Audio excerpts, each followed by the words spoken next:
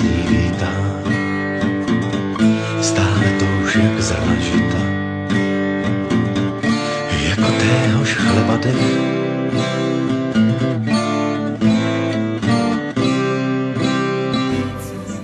Co skrzydła pieszczą błękitem nieba, bądź moim niebem, oblubienicą, oddechem, wodą i kromką chleba.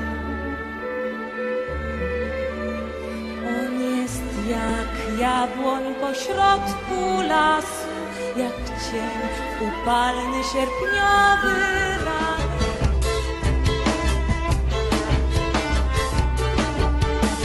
Kočičko, otočte se z bočku, jenom si našteluj ručičku. Fotečku spolu uděláme, pak poznáš, jak se chleba láme.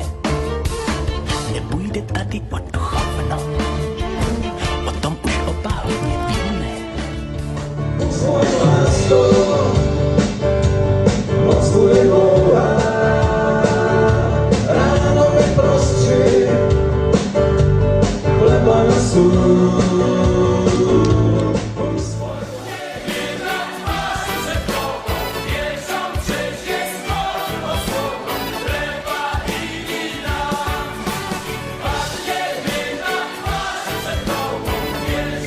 Šla dámička s taškou v ruce pro půlku chleba, když tu na ní z nenadání přišla potřeba.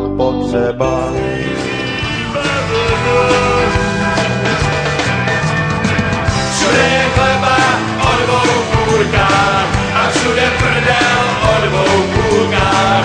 Jsem starý černot, velký a hrozivý. Moje třeba víc než chleba, říkám to rovnou. Pečivo, každé ráno snídám chleba excelentní, po stránce chuti i v zazření. Pečivo, každé ráno se k němu dává máslo s marmeládou, abych zahnal na chvíli hlad. Pečivo, každé ráno píkám. Pondělí, úterý, středa, čtvrtek, pátek, sobota, prachy, vláda, tvrdý chleba, nevědomost, jistota.